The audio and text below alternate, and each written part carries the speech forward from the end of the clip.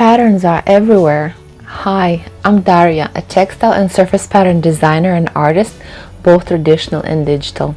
On this channel, I'm talking all things pattern, textile, color, and artwork. Today, I would like to review year 2022 in Spoonflower Design Challenges. I already did a video like this last year where I explained all the rules, the reasons for the challenges, and what the heck Spoonflower is. So if you need a little more explanation on that, please feel free to watch the video. I will share the link somewhere here, maybe actually both. But in this video, I will show you again a slideshow of all the designs that I have submitted into Spoonflower Design Challenges. And after this quick couple-minute presentation, I will share what I have done differently this year, what I have learned, what happened, and so on and so forth. I hope you enjoy it and stay tuned.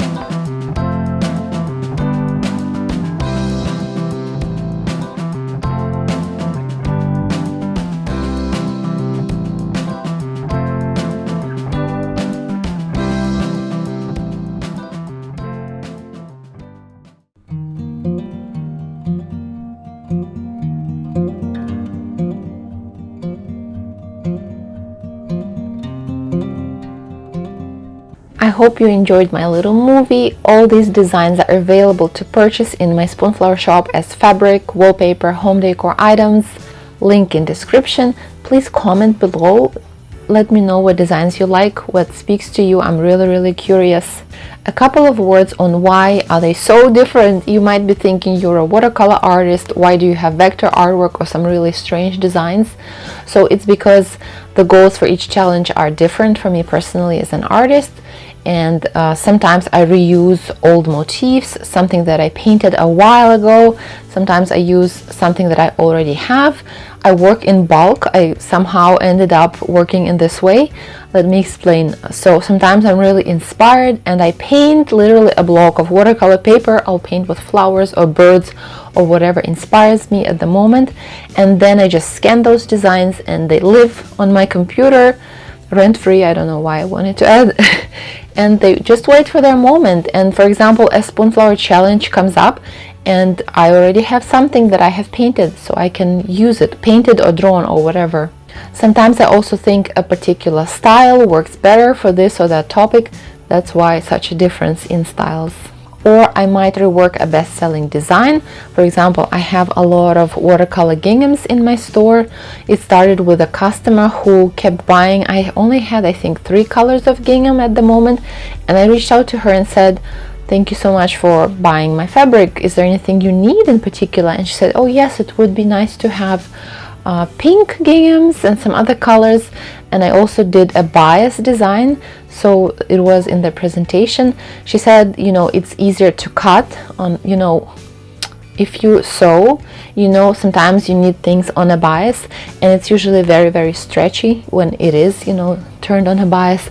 But when you emulate this effect in a design, you basically, place a bias design on the regular warp and weft, and it's so much easier to cut. So I also did that for her, and so I entered that design in a design challenge to attract people's attention that, you know, I have a lot of gingham designs, hello, but of course it always has to fit the topic.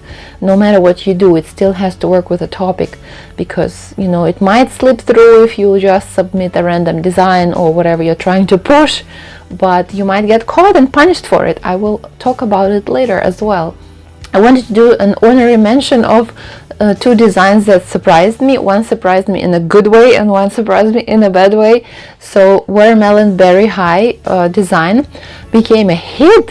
You know, it's not something like I didn't reinvent the wheel. It's a watercolor fruit design. It was fairly simple. You know, I already had it pre-painted. I painted it several months ago, I believe, and so I submitted it to the Bloom challenge. It was a limited color palette challenge. It's funny because I submit a lot of flowers to different challenges. You know, you can like tie up with the topic, but this topic was called In Bloom, and the colors were, you know, pink and red and green, I think. Yes, so the In Bloom challenge, I submitted watermelons, and they ended up being really popular. I want to thank everybody who has purchased fabric from me with this design. So I received quite a few orders, you know, with fabric, different kinds of fabric, and some people were even kind enough to share with me on Instagram what they've done. It's always the sweetest part, you know. And the other design that surprised me in a bad way is Ada Rose. I thought it was so soft and sophisticated and so elegant and classic, but people didn't appreciate it. You know, it was very unpopular in the voting process, and I don't think I've had any sales of it yet, so wah, wah, right? Now let's talk about the things that I have done differently this year. What I learned, what happened, what experience I gained, and so on. I hope it will be useful for you as well. In general, I can say I became way more conscious about how I spend my time on Spoonflower. I opened a web store this year with my own products, and this was where my main focus is. So I couldn't devote myself fully to Spoonflower Design Challenges, but Spoonflower is still a big part of my surface design business. So I tried to submit as much as I could, you know. Not all designs were proud worthy. Is that a word like that? So, but you know, as always, you have to compromise sometimes. So number one thing is I skipped many design challenges. I have to count, I think it was like 5 or 6 that I skipped. So I've learned it the hard way, because previously I would submit to every single challenge, and the thing is, I have a certain style, you know, in my brand. It's a soft, sophisticated, elegant, classic, old school design work, and not everything works with this style. So I realize now that if I don't produce a design for a particular challenge that fits very well in my portfolio or is very marketable, very popular, I didn't waste my time doing it. But I mean, it's still a relatively low number of designs that design challenges that I skipped, but still it saved me a lot of time and a lot of frustration. Number two thing that I've learned is that likes and votes don't equal sales.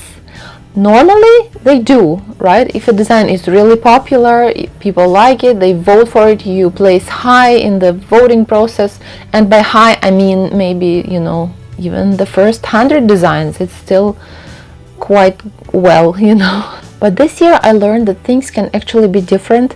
I had a couple designs that did very well in the voting process. They have a lot of likes if you look at them, but I have only had a couple sales or no sales at all. They are not selling successfully.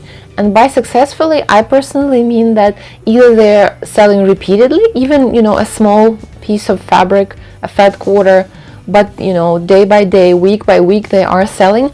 Or if I get a decent wallpaper order, it still counts as successful for me, you know, because wallpaper costs more, and so your commission is higher.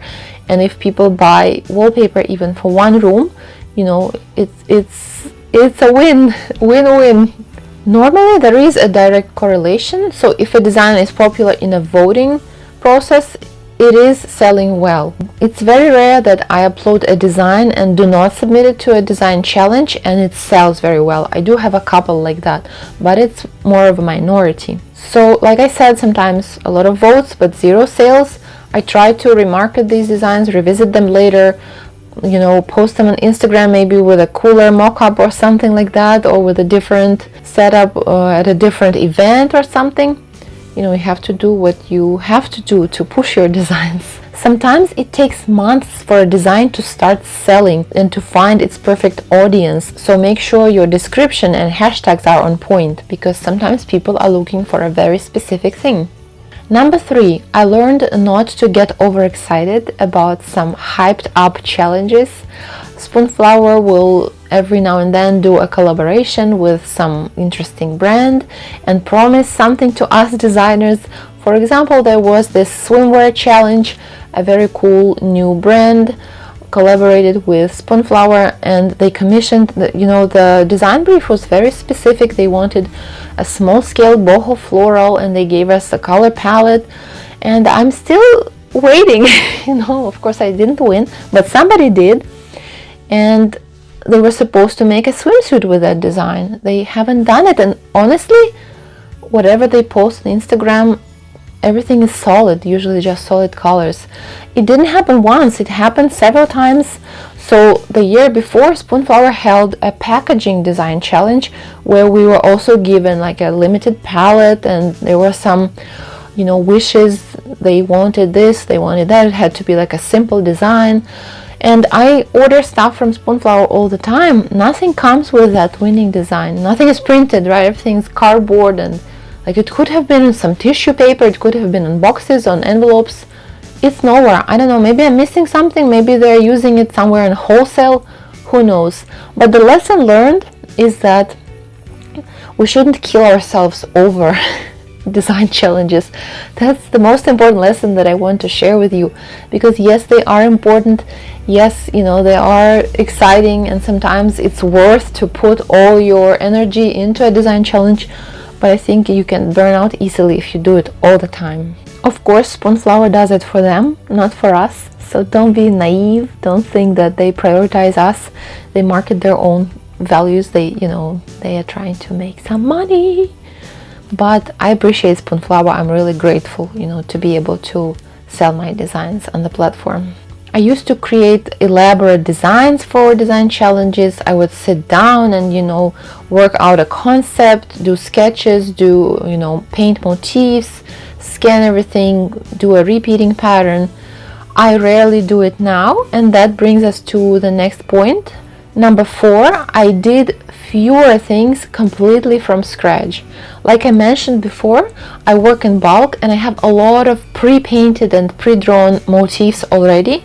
So there were only a couple challenges this year where I really, sat down and dedicated all my time specifically to this challenge. Other times I tried to pull something that I already had, like this otters design. I drew them back in the day because I was inspired by otters. They're so cute, they're so adorable. And then the funny Valentine challenge came up, and I was like, I have the otters, they work for the challenge. They are so lovable and adorable, and they're holding their little paws, and mom and baby. And for me, Valentine's Day is not just to celebrate your partner, it's also to celebrate your family, your child. I think of my daughter when I think of those little otters, the mom and baby otter. And yes, I'm not saying it's the only option and it's the correct option to do so. Of course, you can feel free to create a brand new design specifically for the challenge. I try not to overuse my method. As you have noticed, probably I sometimes even recolor an existing design, but like I said, I try not to overuse it, try not to get on Spoonflower nerves, because there are rules and you have to be original. But I've seen other designers do that too, even winning designs.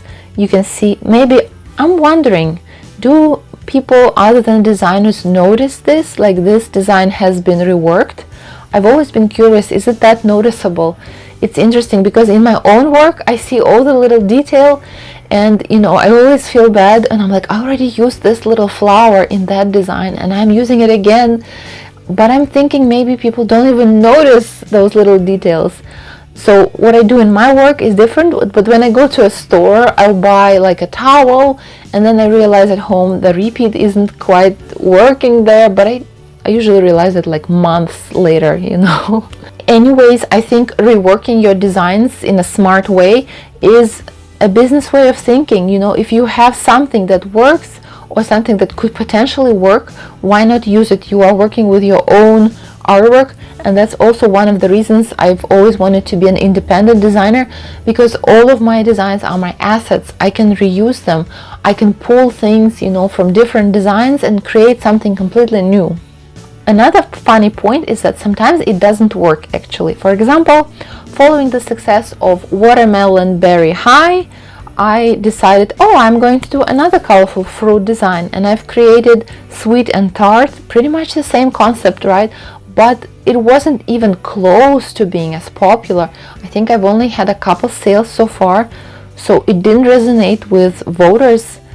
Go figure, right?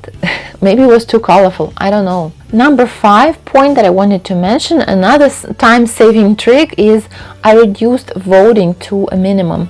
So previously I used to vote on every single challenge. I would sit down and vote and scroll through all designs. Now I stopped doing it. I do feel a little bit bad because I am a part of this community. I try to pay my tribute, you know, respect other designers, but time is valuable. I have a lot of work to do, and sometimes I don't even vote at all.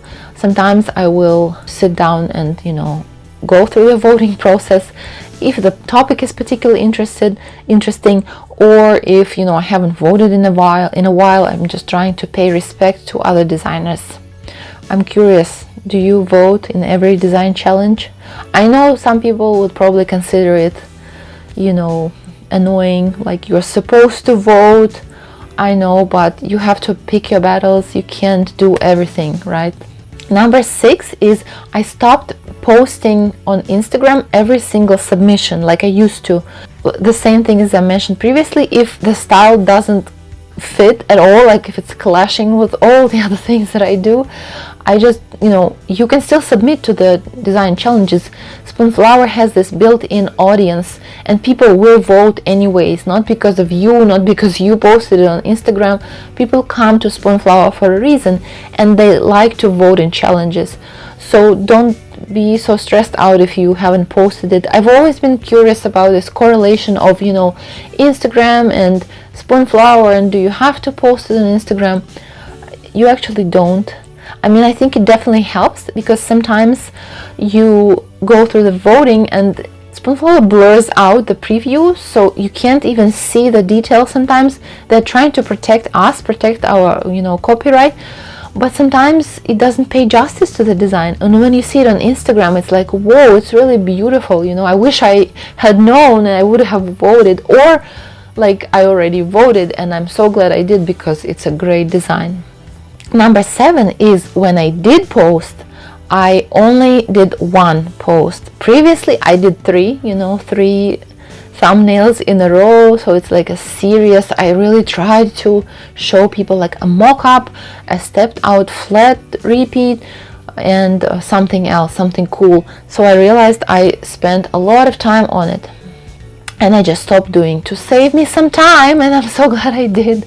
I still sometimes can post, you know, mock-ups and like 3 or more posts of the same design, but I do it for a reason. For example, I feel like it's a really strong design, I really want to market it, I really want to show it to people, or I have made a lot of pretty colorways, which I do a lot, then I will try to show, but of course not like 7 days of the same design. Maybe later, maybe I'll break it up with other content. Number 8 is an exciting, a scandalous one. Oh my god, I got disqualified once in a design challenge. It had never happened to me before, so I was completely shocked. I was very upset and a little bit angry, so I'll tell you how it was. The topic was vintage kitchen wallpaper, and I submitted this design called Moody Rainbows All Over, and I submitted it fairly early, I think about a week before, which I normally don't do. I usually post on like the last day, and I received an email from Spoonflower that my submission has been taken down because it doesn't fit the topic. I was like, what? Seriously? I mean, let's be completely honest, it doesn't scream vintage kitchen wallpaper, I admit it, but I thought, you know, the palette was kind of weathered and vintage, and that's the beauty of Spoonflower Challenges, that they are so open to interpretation, to artistic interpretation. And trust me, I have seen over these years, I have seen submissions that completely missed the mark, and we have all seen them, right? So okay, like I reached out back, I was like, you know what guys, I disagree with you. I mean, I tried to be polite, of course, not being a Karen, even though my last name is Karensky, right? Sometimes people think it's like my middle name. When I first came here, people would always be like, Daria, Karen, Ski. No, it has nothing to do with Karen. So I emailed back and said, you know what, I tried to prove my point. I said exactly what I said. It's the color palette. But yes, I admit I wasn't completely right, and that was a lesson learned. So someone actually goes over those submissions. But again, let's be honest, we've seen weird stuff submitted to design challenges. Sometimes things are not even repeating patterns. There will be a photo of a bush or something like that. I've always been wondering who those people are and why they do that. Why do they submit, you know, random photos? I always think maybe Spoonflower is testing something. Maybe they are trying to see something. Or I'm thinking maybe it's someone completely new to the field and they are trying to express themselves and they have no other means of expression. So, you know, so I'm done talking about the challenges, but I have a couple more things that have been different on Spoonflower for me in general. So keep listening if you are interested. Number one thing is I started offering more sizes. I did it previously kind of to test it out, to see if it's worth it, because I've seen other designers do that. Some designers offer 4 sizes, like extra small, small, medium, large. I personally decided that 2 scales are enough. You know, you can choose between small and large. I also noticed many designers offer solids, solid colors. I mean, I thought about it. It's definitely a possibility. I even saw some people selling white fabric, unprinted. That's a mystery to me, because you can get different kinds of white fabric in any fabric store, even discounted fabric store. You know, I know it from the time when I was in college for textile design and we had to dye our own fabric. So I don't know why would someone buy unprinted fabric at $35 per yard. If somebody knows the answer, please comment below. I'm really curious. So it's an opportunity. You can upload pretty solids with your patterns. Usually I think they are coordinating with something else. I don't want to do it because I'm bored enough uploading 2 scales of the same design, but I get it. It can be valuable, you know, for makers if they are matching things, if they are looking for any specific colors. But I'm really curious about this topic. If somebody has any information, please share with me. Like, have you been selling solids? Are they selling for you? Yes, because sometimes you look at a store and the artist has like 5,000 designs, but you realize, you know, 4 sizes, a lot of solids. Again, nothing wrong with that. You can do whatever you want, whatever works for you. And I think actually Spoonflower started offering solids when they saw designers uploading solid colors as an option. Number 2 thing is I went back to my old designs and fixed hashtags and descriptions. They were really lame because it was back in the day when I started. I think like 4 years ago I started uploading on Spoonflower. I didn't care about anything. I just uploaded whatever I had, and the descriptions were really bad. So this year I went back and fixed it so people can actually find it, because some of the designs are not great, but some are, you know, pretty valid, you know, kids and baby designs. And when you fix something on a design, it brings us up, you know, on your design library, so you can see them as if they are new designs. Another point, number 3, is I signed a licensing contract. It was the first time for me. I've always read in design communities, in Facebook groups, people were like, yeah, people reach out to me all the time, and I felt like, oh my designs might be not good enough, you know, people are not reaching out to me. So This year I actually signed a contract, a non-exclusive license with a kids company. It was a design that I did not submit to a design challenge, interestingly enough, with a dinosaur footprint. I have quite a few of them in my shop, and people have reached out to me previously, twice. I'm actually negotiating one more contract right now, fingers crossed. And so the 2 times people had reached out, they both said the price was too high, and it was a very painful moment, of course, for every designer. Maybe I did quote a little bit high because I was still in the process of learning how to price my work. And I really want to talk one day about this topic, because there is a huge disconnect in prices quoted, literally from $20 to $2,000. People quote all the different numbers. And there is this book called Designers Guild Handbook or something like that, with the prices that are like, whoa. Even when I was working in-house as a designer and we were seeing, studios and artist agents, nobody had those prices. Very few companies had those prices quoted in the book. But that's my personal experience. It doesn't mean that those prices don't exist, and it doesn't mean that you shouldn't charge that. So it's always a painful moment when, people say like it's too high, but I think if you are selling $300 garments, you should be able to pay, $700 for an exclusive design with all the rights, completely exclusive. I gave her a range, $700 to $1,500, because that person was interested in one of my most intricate designs, like super, super, super detailed. It's just a little over 2 dresses. Come on, you can do it. And I live in the United States. They in the end they hired someone else. I saw it was always like this bitter moment on Instagram. They were like, our super exclusive print only for our brand. I'm like, right. So they probably found someone from a different country. And I know I'm from Belarus. That's a country in Europe right next to Poland, Ukraine, and Russia. And of course, prices are different there. And there will be great artists willing to do good work, for a different amount of money. But I live in the United States. I pay taxes, and my artwork is my source of income. I do this for a living. So I can't charge you $50. I'm sorry. I have to buy gas, which is very expensive. I have a diesel car. I have to put food on the table.